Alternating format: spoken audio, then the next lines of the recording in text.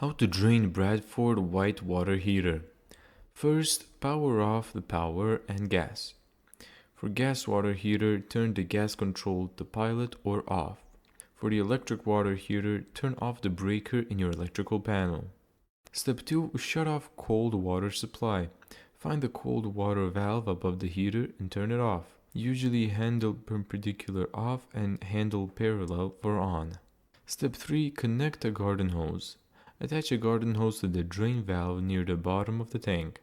Run the hose outside or to a floor drain. Be careful, the water may be very hot. Step 4. Open a hot water faucet. Open a hot water faucet somewhere in the house. This lets air into the system so the tank drains properly. Step 5. Open the drain valve. Open the drain valve slowly. Water and sediment will begin flowing through the hose. Let the tank drain completely. This can take up to 20 to 45 minutes depending on the tank's size and sediment buildup. Step 6. Flush the tank. Once mostly empty, briefly turn on the cold water back on.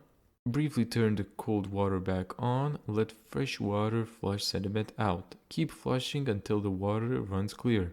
Step 7. Close everything. Now close the drain valve, disconnect the hose, close hot faucet, turn cold water supply back on and let the tank refill fully. Step 8. Restore power or gas. Do not turn power back on until the tank is completely full. Then restore breaker power or turn gas back to run.